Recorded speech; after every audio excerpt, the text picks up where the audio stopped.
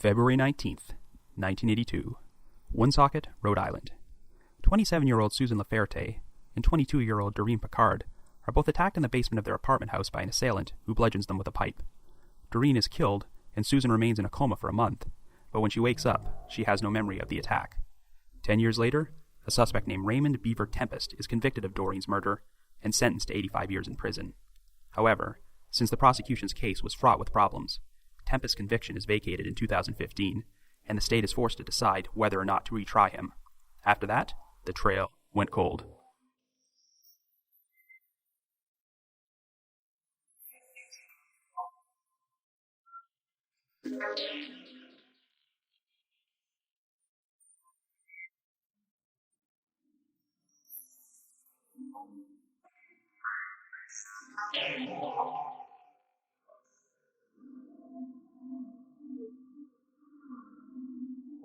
Hello everyone, and welcome to the latest episode of The Trail Went Cold. I'm your host Robin Warder, and today I will be examining a very controversial case which was supposedly solved 24 years ago, but wound up becoming unsolved again last summer. This story involves a savage 1982 attack on two women which left one of them dead and the other one seriously injured. A suspect was eventually convicted of the crime and served 23 years in prison, but his conviction was recently vacated, and the state is currently deciding what to do next. As you probably know, stories about controversial convictions have been the topic of some very popular true crime stories in recent years, such as Serial and Making a Murderer. Hell, two of the defendants in those cases, Adnan Syed and Brendan Dassey, have recently had their convictions vacated, but neither of them have officially been exonerated, and debate rages on about whether or not they are truly innocent of the crimes they were convicted of. And that's also the situation with the defendant in today's story. His conviction has been vacated, but he has not been declared factually innocent, so he could conceivably go back to prison if the state decides to try him again. So I'm going to look at this case from all angles and share my thoughts on whether this was a wrongful conviction or if they actually got it right the first time. The story was originally featured on one of the earliest episodes of Unsolved Mysteries in May of 1988, but I don't think they would have anticipated the twists and turns this case would take and how its resolution would still be up in the air nearly 30 years later. But before we get started, let's get some business out of the way. The Trail Went Cold is a weekly podcast which alternates between our regular feature-length episodes like this one and 15 to 20-minute minisodes about smaller-scale cold cases which don't have as much material. We deliver either a new full-length episode or a new minisode every Wednesday. We're currently available for download on several platforms, including iTunes, Stitcher, and Google Play Music, so if you like this podcast, be sure to subscribe to it. If you give us a rating or a review at any of these sites, you're opening the door for us to get more exposure and garner us some potential new listeners. The Trail Went Cold has its own PayPal account and a new donate button on the website for anyone who's feeling generous. If any of you feel like making a donation, we would greatly appreciate the gesture and will happily provide any of our wonderful donors with a shout out on a future episode. We have a new donor this week named Rebecca, so thank you very much for your generosity, Rebecca. And since we've entered a new month, I would be remiss if I didn't mention our wonderful listeners who have signed up for monthly donations. They are Alice, Amber, Dawn, and Casey. So thank you so much, guys. Everyone out there has the option of making either a one-time only donation or signing up for regular monthly donations, but we're happy either way. So with all that out of the way, let us now examine the brutal attack of Doreen Picard and Susan Laferte.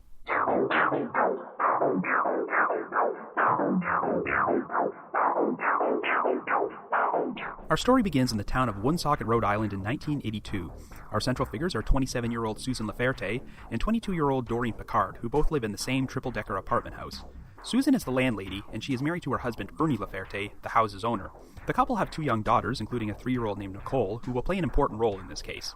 Doreen is one of Susan's tenants and lives on the 3rd floor with her boyfriend.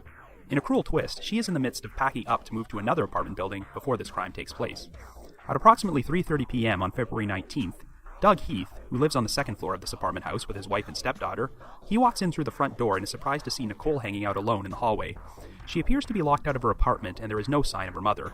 When Doug asks Nicole where Susan is, she points towards the basement and says her mother is lying down. Doug goes downstairs and is soon treated to a horrifying sight. Susan Laferte and Doreen Picard are both lying on the floor with serious head wounds, and there is blood everywhere. Both women have been attacked while in the midst of doing laundry and bludgeoned with a blunt object. Doreen has also been strangled with her own sweater. After Doug calls for help, the police arrive. Doreen is pronounced dead at the scene, but Susan is still alive and in critical condition, so she is immediately rushed to the hospital and brought into surgery. Susan manages to pull through, but ends up in a deep coma, so a 24-hour guard is put on her room for protection. Police attempt to build up a timeline to figure out what happened. Around noon that day, Susan's sister Carol visited her apartment to have lunch with her. Carol claimed that two men stopped by at around 1:30 to look at some puppies that Susan was selling, and we'll go into more detail about these two men in a little while. The men left, and Carol herself left about 15 minutes after that, and this would be the last verified sighting of Susan before she was found in the basement less than 2 hours later. In a chilling turn of events, it would turn out that Nicole actually let her mother's attacker into the house. While Susan was doing laundry in the basement, Nicole opened the front door for a man she thought was a friend of her mother's. This man then went downstairs, and several minutes later, Nicole heard her mother crying. The man came back upstairs with a bloody rag sticking out of his back pocket, and he was carrying what appeared to be a pipe. He left the house, and Nicole remained locked out of her apartment and alone in the front hallway until Doug Heath arrived. While speaking with her grandmother, Nicole initially described the man as having a mustache and wearing jeans, sneakers, and a hat with a visor. But of course, given that the child was only 3 years old, it was very difficult to maintain a consistent story, so none of the details she provided could be considered 100% reliable. At first, no murder weapon could be found at the scene, but 4 days later, police found a 28-inch lead pipe inside the house, which was determined to be used in the attack. It seemed pretty strange that this pipe could remain undiscovered there for 4 whole days, but there would be a lot of criticism about the handling of the crime scene and the evidence in this case. The first responders were woefully inexperienced with this type of situation and did not properly secure or cordon off the scene. Apparently, the police captain, who should have taken the reins and kept everything organized, he did not even arrive at the scene until late that night after having spent several hours at a bar. Over the course of the investigation, several pieces of crucial evidence were either not properly collected, mishandled, or lost. Just as an example, there was a bloody footprint found in the rear hallway, yet someone was allowed to clean the area before the footprint could be processed. Anyway, after being in a coma for 30 days, Susan Laferte finally woke up, but unfortunately, she was unable to provide a description of her attacker. It turned out the blows to Susan's head had caused such severe brain damage that she developed amnesia and had no memory of the attack. When she was interviewed for the Unsolved Mysteries segment 6 years later, Susan had still not regained these memories, and as far as I know, she never has. In fact, Susan even claimed that she had no recollection of anything that happened in her life at all between New Year's Eve of 1981 and the day she was attacked. So investigators tried to figure out a possible motive for this crime. Susan had placed 2 ads in the newspaper for both the puppy she was selling and for the rental of the 3rd-floor apartment since Doreen was going to be moving out. Either of these ads could have potentially drawn the attacker to the house, but the brutal nature of the crime suggested that someone had a personal vendetta against one or both of the victims. This idea was bolstered over the next few years when Doreen's family attempted their own investigation into her murder and frequently received threatening anonymous phone calls. Well, one name which kept popping up in the investigation was Raymond Tempest Jr., who was more commonly known by his nickname Beaver, after the title character on Leave It to Beaver. Beaver Tempest just happened to be one of the 2 men who showed up at Susan's apartment on the afternoon of the attack to look at the puppies she was selling. He was good friends with the Laferte family, and Susan had even been the maid of honor at his wedding. Beaver's pit bull had mated with the Laferte's pit bull terrier, so Beaver was promised the lick of the litter of puppies when they were born. So Beaver showed up at Susan's plate with his friend John Allard, and they left with a new puppy. Beaver's original alibi was that he and John had both spent the entire afternoon at John's father's house. But what made Beaver such a unique individual in this case was his familial ties to law enforcement. Beaver's father, Raymond Tempest Jr., was the chief inspector on the Woonsocket police force, technically the second in command to the police chief. He eventually rose up to become the Providence County High Sheriff. And Beaver's brother, Gordon Tempest, was a lieutenant on the Woonsocket police force and one of the first officers to show up at the murder scene that day. Anyway, as the years went on, allegations would surface that Beaver committed the crime and his family helped orchestrate a cover-up. Beaver knew that there were rumors surrounding him, so in 1984 he agreed to take a polygraph test. He passed, and the results suggested that he had nothing to do with the crime, but some of the investigators were not satisfied by this and kept him on the radar. Well, in June of 1991, Beaver Tempest was finally indicted for the murder of Doreen Picard. He could not be charged with attacking Susan Laferte because she survived, and by this point, the statute of limitations on that crime had expired. There was no physical evidence tying Beaver to the murder, and the prosecution even admitted this at trial, but blamed it on the poor handling of the crime scene. So the circumstantial case against Beaver would rely entirely on the testimony of 4 witnesses: John Guarino, Donna Carrier, Ronald Vaz, and Loretta Rivard. At various points throughout the decade, all 4 of them claimed they heard Beaver confess that he committed the crime and bragged that he would get away with it because his family was in law enforcement. At one point, he apparently showed off some crime scene photos and bragged about them. While some of the details changed in each account, the main narrative of the story was that Beaver had been carrying on an affair with Susan Laferte. After showing up at Susan's apartment to receive her puppy, Beaver returned later that afternoon and confronted her in the basement while she was doing her laundry. Susan was threatening to tell Beaver's family about the affair, so a heated argument ensued, which led to Beaver violently attacking Susan. It was at this point that Doreen happened to walk into the basement and witness this, so Beaver was forced to attack her too. He bludgeoned both women with a lead pipe before fleeing the scene. Beaver then got in touch with his brother, Gordon Tempest, who would take care of any evidence at the crime scene which implicated him. When Beaver got in touch with his father, Raymond Tempest Sr., he was advised to get himself a strong alibi, so he met up with his friend John Allard and John's girlfriend, Sherry Richards, and convinced them to both say that Beaver and John were at John's father's house the entire afternoon. Well, it is true that this alibi was completely false, and Sherry Richards would provide some more incriminating evidence against Beaver in her testimony. She claimed that instead of spending the afternoon with John Allard, Beaver told her he was going to go to a bar to meet up with his brother-in-law, Bobby Montero. Sherry then claimed she next saw Beaver sometime between 4:30 and 4:45 when Bobby dropped Beaver off at her house in his maroon sedan. Sherry noticed that Beaver was wearing a different pair of boots than he'd worn earlier that afternoon and appeared to have a bite or scratch mark on his wrist. And that detail about the maroon sedan is very important. On the day of the crime, Doug Heath's 15-year-old stepdaughter Lisa actually arrived home at the apartment house about 10 minutes before he did. Lisa saw Nicole in the hallway, and the child was crying and said her mother was downstairs sick. Lisa pretty much just ignored Nicole and went to her apartment, but she did think she heard some moving around downstairs. And most importantly, Lisa claimed she saw a maroon-colored car parked outside when she came home. When Doug Heath arrived 10 minutes later, he did not see this maroon car parked outside, so the creepy implication seemed to be that the killer was still in the basement when Lisa heard noises down there and left just before Doug got home. So the state's theory was that Beaver Tempest was driven to and from the apartment house by Bobby Montero, and that one of Beaver's friends, Danny Shaw, was with them. The separate sightings of the maroon car were the only piece of evidence which directly placed Beaver at the murder scene. Well, Beaver did finally admit that he lied about his original alibi, but he had an altogether different reason for it, which had nothing to do with committing murder. It sounds like Beaver was kind of the black sheep of his family because even though his father and brother were police officers, Beaver had his own issues with drugs and alcohol. So Beaver claimed that he actually spent the afternoon of February 19th, 1982, borrowing his brother's car to buy cocaine before meeting up with Bobby Montero. The two of them spent the next couple of hours going on a buzz ride, driving around the town while smoking marijuana, before they stopped off at a bar to get a few beers. So even though Beaver claimed he had nothing to do with the murder, he still went to the trouble of fabricating an alibi because he didn't want to embarrass his family and admit to his drug usage. Unfortunately for Beaver, Bobby Montero would not be able to function as an alibi witness for him, because whenever he was called to testify, Bobby repeatedly declined to answer any questions by invoking his Fifth Amendment privilege to avoid self-incrimination. So it was impossible to know if Bobby was doing this to avoid incriminating himself in drug activity or incriminating himself in murder. There was also the same amount of ambiguity with the motive. You'd think that Susan Laferte would be able to confirm or deny if she was having an affair with Beaver Tempest, but here's where things get complicated. Susan did admit that she had two separate extramarital affairs in 1981 and 1982, but because of her issues with severe memory loss, she could not definitively recall if one of those affairs was with Beaver. Well, in spite of these uncertainties, the jury ultimately believed that Beaver was the perpetrator. In April of 1992, he was found guilty of second-degree murder and sentenced to 85 years in prison. And things turned out bad for Beaver's brother and brother-in-law as well. 1 year later, Gordon Tempest was indicted on 7 counts of perjury and wound up serving 7 years in prison. Even though he was a 17-year police veteran at that point, the state believed that Gordon lied under oath to protect his brother, but he also continued to maintain his innocence. If that wasn't enough, Bobby Montero would also eventually get convicted on 4 counts of perjury and sentenced to 5 years in prison, so the state apparently believed he was involved as well. Well, here was the major issue with the state's case. Many of these alleged confessions that Beaver made to the crime took place while he was drinking and snorting cocaine with the witnesses. None of the 4 people who testified against Beaver were model citizens, as they each had their own issues with the drugs, alcohol, and being involved in criminal activity. That doesn't necessarily mean they were lying, but it is problematic when their testimony pretty much makes up the entire case against Beaver, and there's no other strong evidence against him. These were the type of witnesses who could easily be pressured and coerced by the police into falsely implicating someone.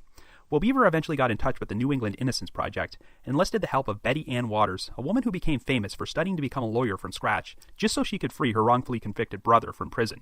She's known for being portrayed by Hilary Swank in the movie Conviction. Anyway, the Innocence Project helped open up a lot of holes in the case against Beaver. The only piece of evidence which seemed to place him at the murder scene were the sightings of Bobby Montero's maroon sedan. But the problem is that Bobby claimed he did not even own that car in 1982 and didn't actually purchase it until 1 year later. In fact, Bobby did not even own a vehicle at all during that time. Bobby was friends with the sedan's previous owners and did borrow the car from time to time, but shortly before Beaver's trial, the owners got in touch with the prosecution and clarified that Bobby did not borrow the car from them on the day of the crime. However, this information was never turned over to the defense team. Even though Doug Heath's stepdaughter testified that she saw a maroon car parked outside the apartment house, she never actually mentioned this in her original statements to the police until she suddenly remembered this vehicle several years later. And the same thing goes for Sherry Richards. She never mentioned seeing Beaver climb out of the maroon car until years after the fact. There were a lot of questionable techniques from investigators who would often pressure the witnesses into suddenly remembering critical details, which helped their case. And then there's the issue of Danny Shaw, Beaver's friend who was allegedly in the vehicle with him and Bobby Montero when they went to the apartment house. Shaw was an alcoholic and heavy drug user with an extensive criminal record who was constantly changing his story. After denying for years that he was anywhere near the murder scene, Shaw suddenly told police that he was actually in the basement while Beaver was attacking the 2 victims. Shortly before the trial, Shaw supposedly phoned Beaver and his father to confess that he had lied and was being pressured to testify against him. A recording would eventually surface of Rodney Remblad, one of the investigators on the case, cornering Shaw outside a bar late at night and questioning him about the murder while he was intoxicated. Remblad was clearly feeding details about the crime to Shaw and trying to get him to implicate Beaver, even though Shaw was so drunk that he could barely form a coherent sentence.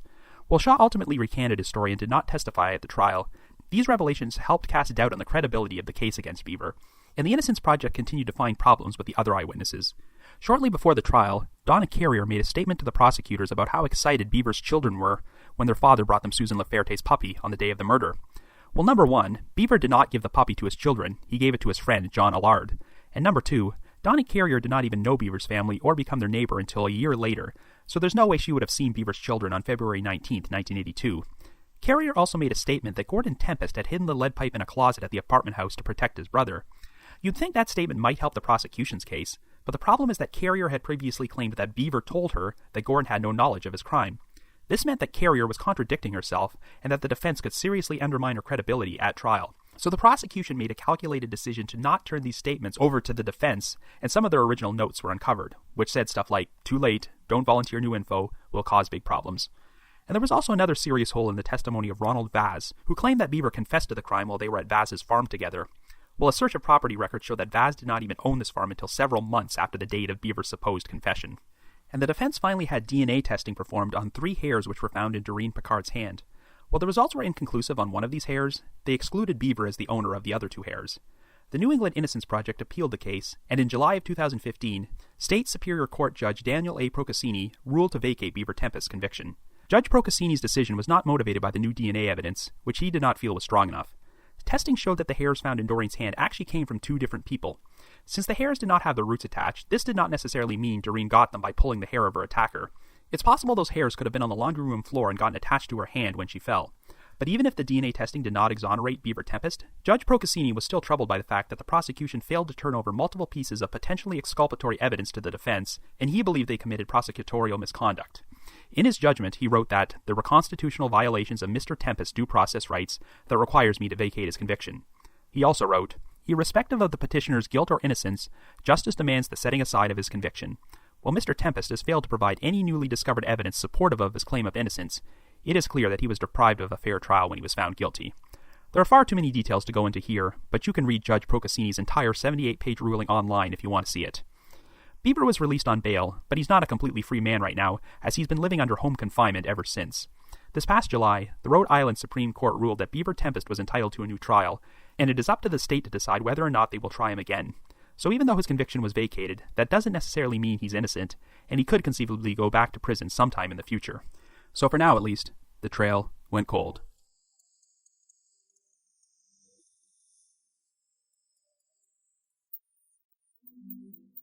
Beaver is currently 64 years old and maintains that he was convicted because the Woonsocket Police Department conspired to frame him. On the surface, that claim might sound a bit unusual, considering that Beaver's father was the second highest ranking official in the department and his brother was lieutenant. We've got one side claiming that the police covered up Beaver's crime, and the other side claiming they framed him for it. Well, apparently, during the 1980s, there was a lot of dissent in the Woonsocket Police Department, which was pretty much split up into 2 separate factions who did not trust each other. You previously heard me make mention of a police officer named Rodney Remblad. Remblad's brother-in-law, Stanley Urza, was heavily involved in criminal activity and ran a chop shop before he was busted in 1987. And guess who played a major role in busting him? Gordon Tempest. Urza then cut himself a deal by providing information to his brother-in-law, which supposedly implicated Gordon's brother in Doreen Picard's murder. This is where the information about Bobby Montero and Danny Shaw driving Beaver to and from the scene originated from. If you believe the conspiracy theorists, Rodney Remblad made it his mission to pin this crime on Beaver Tempest, and helped use this case as a stepping stone to eventually become Woonsocket Chief of Police. I'm sure it's no coincidence that Gordon soon had his own police career ruined and went to prison for perjury. Technically, because of the conflict of interest, Remblad should have recused himself from the investigation. Now, whether or not you believe that the Woonsocket Police Department intentionally conspired to frame Beaver Tempest, it is pretty clear-cut that they did a poor job of investigating this crime. Even if they did convict the right guy, they didn't exactly build an airtight case against him. But if Beaver is completely innocent, the big question is, who was the real perpetrator? Well, Beaver's defenders have always shifted their focus towards a suspect named Donald DeGessie. Here's how this guy first popped up on the radar. In the week following the crime, a woman named Darcy Otier received a series of anonymous phone calls from a man who claimed to be responsible for the attack, and he provided enough specific details to make police believe he was genuine. One particularly interesting detail was how the caller described attacking the victims with a tube. Well, Darcy's husband had previously done work for a company owned by Donald DeGessie. This company installed cable television, and tube was a term often used to describe the masts for television antennas, and the murder weapon was the same kind of pipe which could be used to make these masts. DeGessie was questioned, and Darcy actually listened to recordings of DeGessie's voice and thought they sounded similar to the man who phoned her. At one point, while Susan Laferte was recovering in the hospital, DeGessie approached her sister-in-law Evelyn St. George in the waiting room and decided to outline his own personal theory about what happened. DeGessie said he believed the whole thing was a crime of passion, and that Susan's attacker became angry after he made a pass at her and was rejected. He even used the phrase, "For all you know, the guy could be right under your nose." Evelyn thought that DeGessie came off really strangely while he said this, and became very unnerved by the conversation. During Susan's recovery, a nurse asked if she would write down the last name of the person who attacked her. Because of her brain injuries, Susan could not speak or write complete sentences at this point, but she was able to write down a series of letters, which were A-N-E-G and G-D-A-D. This information was passed along to the detectives, who tried to convince Susan to write her attacker's name again, but she was only able to scribble out the letters D, A, and what appeared to be a Y or a G. When Donald DeGessie's name entered the investigation, one of the detectives read out a list of random names on a piece of paper and asked Susan to nod if he mentioned her attacker. When he got to Donald DeGessie, Susan nodded yes. And when DeGessie's name was mentioned again, Susan nodded again.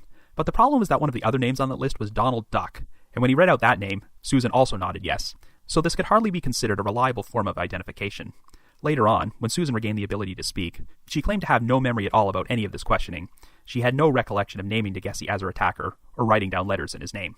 But here's the most compelling piece of evidence which points to DeGessie. After Doreen Picard's funeral, DeGessie attended a get-together at Susan's mother's house and sat down near Nicole, who was sitting on Evelyn St. George's lap at the time. Nicole apparently saw DeGessie and whispered the words, "I think that's the man who boomed Mama," to Evelyn. The girl even approached DeGessie and said, "You're the bad man who boomed Mama."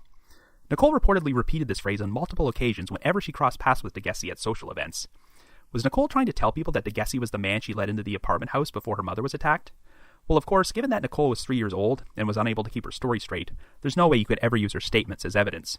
But here's an interesting contrast. When Susan was released from the hospital, Beaver came to visit the family, and Nicole never reacted or gave off any sort of indication that this was the man she let into her house. Remember, Beaver was good friends with the Laferte family, and Nicole had seen him on several occasions before the attack took place. In fact, Nicole would have seen Beaver earlier that same day when he showed up at Susan's apartment to get the puppy. Yet as far as I know, she never identified him. Now, in DeGessie's defense, the main reason he was not pursued more as a suspect was because 2 employees from his place of business provided him with an alibi and claimed he was in his office all day on February 19th. Yet a few holes opened up in DeGessie's alibi, and ironically, one of the biggest ones was provided by Rodney Remblad, the investigator who eventually brought down Beaver Tempest. Remblad initially claimed that he saw DeGessie at a coffee shop at 2 p.m. on the afternoon of the crime, which contradicts the story that DeGessie was in his office the entire day. But anyway, when the focus shifted to Beaver, DeGessie pretty much slipped off the radar, and he passed away in 2011. One detail which never gets discussed much, but I've always found curious, is how even though both women were bludgeoned with the pipe, Doreen Picard was also strangled with her sweater. The crime was obviously major overkill, but every scenario which has been presented theorized that Susan Laferte was the killer's target, and Doreen became a victim because she happened to walk into the basement at the wrong time. Yet Doreen was strangled, and Susan was not. I don't know if I should read anything into that, but I've always wondered if maybe Doreen was the original target, and Susan was the victim who was in the wrong place at the wrong time. I'm not sure if the investigation ever uncovered anyone who had a motive to murder Doreen, but it's an interesting angle to consider. So let's look at what I consider to be the strangest aspect of this case, which is how no one managed to find the murder weapon at the scene until 4 days later. The situation kind of reminds me of Teresa Halbach's car key in the Stephen Avery case. So many people watched Making a Murderer and found it suspicious that Avery's room was searched multiple times before the key was discovered, so clearly, in some people's minds, someone must have planted it there to frame him. Well, it's one thing if a small car key is missed during the search of a crime scene, but in this case, we're talking about a 28-inch lead pipe.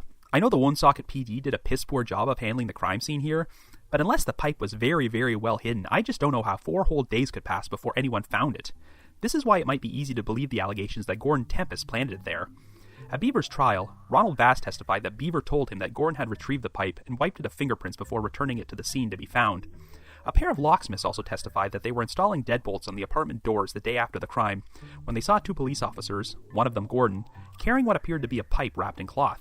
But the more I think about it, if Beaver's family was orchestrating a cover-up, why bother planting the murder weapon at the scene at all? Wouldn't it be far less risky just to get rid of it altogether? It would be one thing if they were attempting to frame someone for the crime, but there was no evidence on the pipe which pointed to a particular suspect. Well, believe it or not, there might be a simple, but stupid reason for all this. At Beaver's trial, one police officer testified that he actually saw the pipe in the apartment house on the same day as the murder.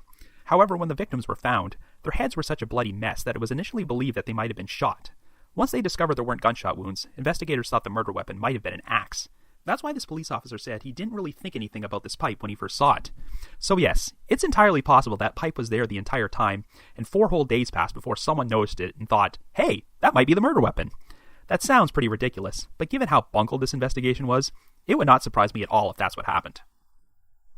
So obviously the big question here is, was Beaver Tempest the real perpetrator of this crime? Well, based on what I've seen, I'm inclined to say no.